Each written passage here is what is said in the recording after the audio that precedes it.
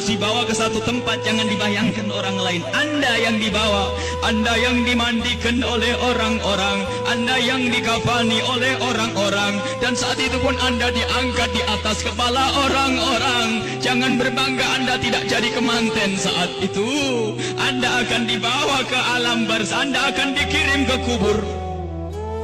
Sadarlah saat itu Anda di atas kepala manusia, dan hanya Anda mendengar suara yang indah jika Anda ahli iman. Orang yang bersama kita mengucapkan kalimat indah, La ilaha illallah, La ilaha illallah, La ilaha illallah, La ilaha illallah, La ilaha illallah. Ketahuilah, jika ahli iman yang dibawa di atas kepala manusia mendengar la ilaha illallah, terhibur hatinya dan alangkah bahagianya. Akan tetapi jika dia bukan ahli iman, dia akan menyesal, kenapa aku tidak bisa mengucapkan la ilaha illallah di hatiku.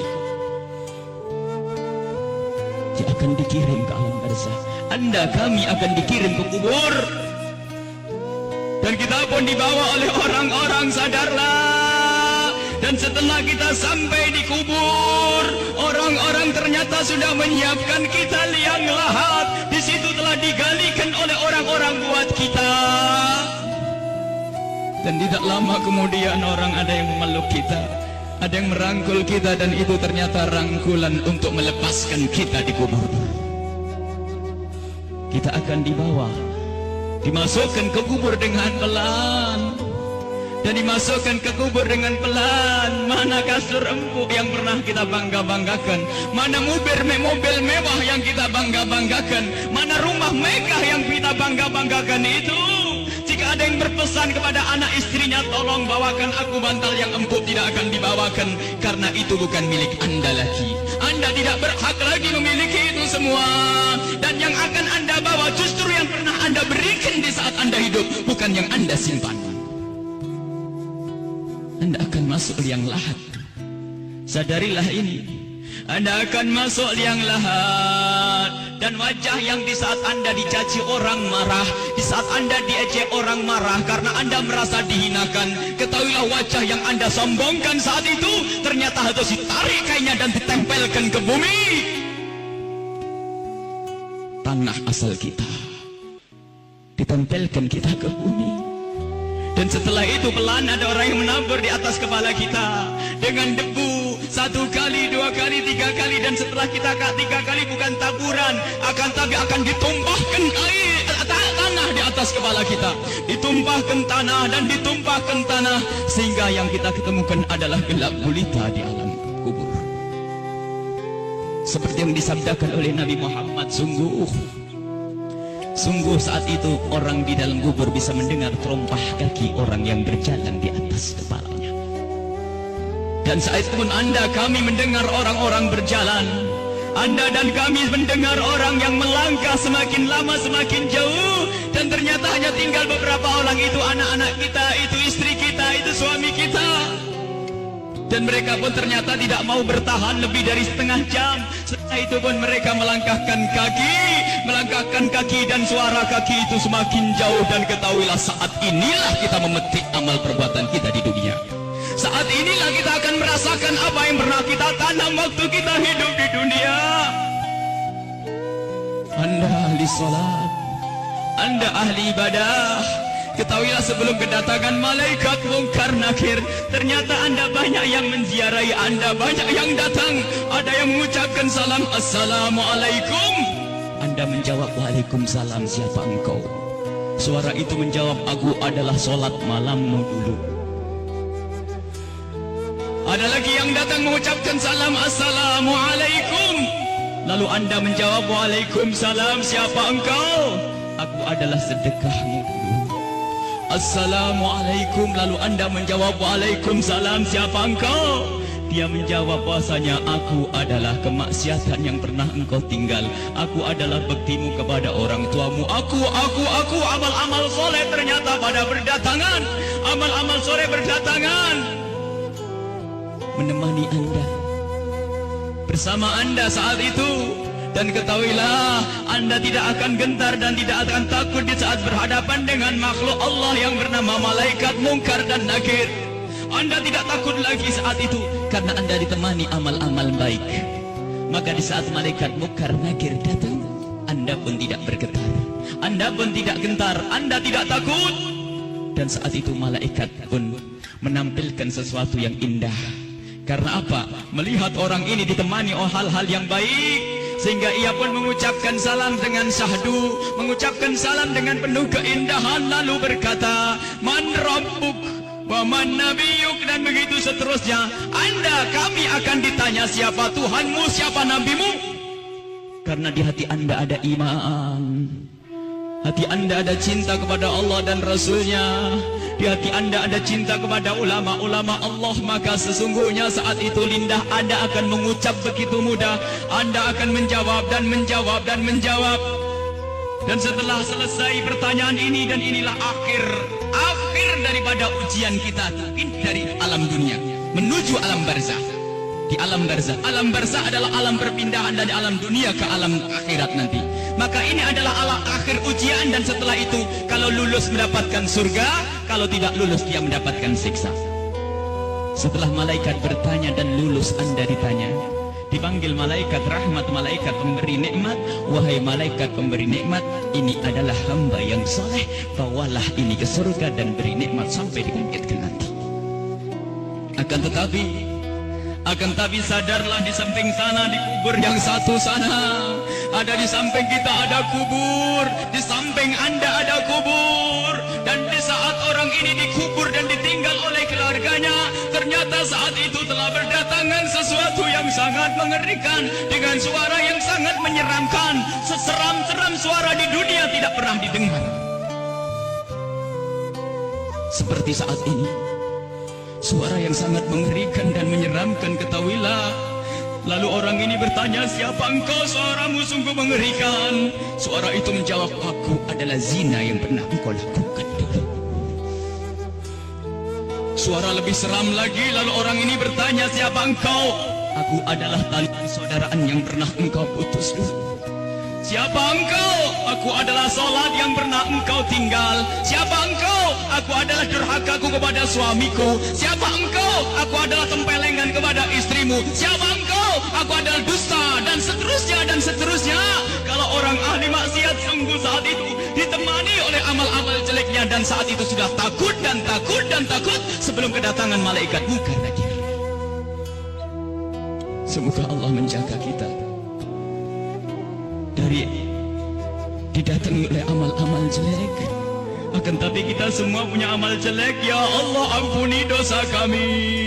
Jangan sampai ini semua hadir di saat itu, ya Allah. Ya Allah. Kemudian malaikat Munkar Nakir datang. Bagaimana ya kalau ini kita? Malaikat Munkar Nakir datang dan bertanya. Rupanya orang yang sudah ketakutan ini melihat malaikat semakin takut, sehingga ditanya tidak bisa berucap sepatah kata pun, tidak bisa mengucapkan apa-apa. Dan saat itu malaikat memukul, menyiksanya. Dan ketahuilah, pukulan malaikat ini seperti yang disebutkan dalam satu hadis, jika dipukulkan ke dunia, maka dunia ini akan hancur dan isinya. Dipukulkan kepada kita kalau kita ahli maksiat, dipukulkan kepada siapapun yang ahli maksiat. Dan saat itu, setelah selesai diuji dan ditanya, maka malaikat ini berkata kepada malaikat penyiksa, wahai malaikat pemberi siksa, ini hamba Allah yang bermaksiat, siksalah dia hingga nanti dibangkitkan. Ini yang harus senantiasa kita hadirkan. Kenapa Rasulullah pernah memerintahkan, aktsiru min dzikri hadhimil ladzat, sering banyaklah menyebut kematian, agar kita sadar bahwasanya kita juga akan mati, lalu mempersiapkan kematian ini. Al-kayyisu man dana nafsahu lima ba'dal maut. Orang cerdas itu yang mempersiapkan untuk kehidupan setelah mati. Seorang sahabat bertanya kepada Nabi Muhammad, ya Rasulullah, ayyun nasi akyas, orang apa yang paling cerdas ya Rasulullah?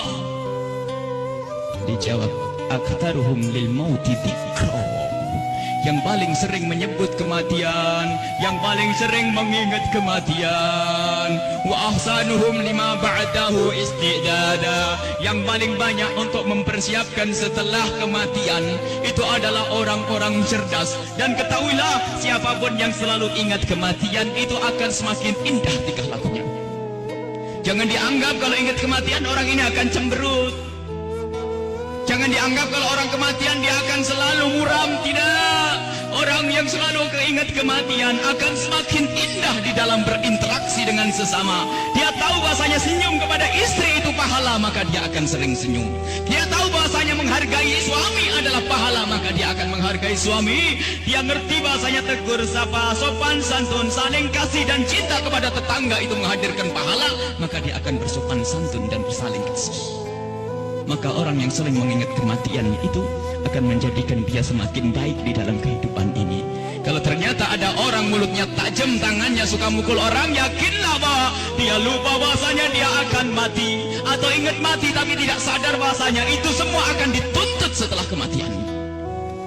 Maka mari kita mengingat kematian agar hidup kita semakin indah di dunia ini. Semua yang kita lakukan di dunia ini akan kita petik buahnya di akhirat. Udhkuru aktiru min dzikri hadimil ladzat. Hadis yang diriwayatkan oleh Imam Tirmidzi dan Ibnu Hibban. Bahasanya, perbanyaklah engkau menyebut kematian. Bahkan banyak sekali Rasulullah memerintahkan satu amalan tujuannya agar mengingat kematian, termasuk ziarah kubur. Fa innaha tudzakirukumul maut, karena ziarah kubur itu mengingatkan orang-orang yang mengingatkan kita kepada kematian.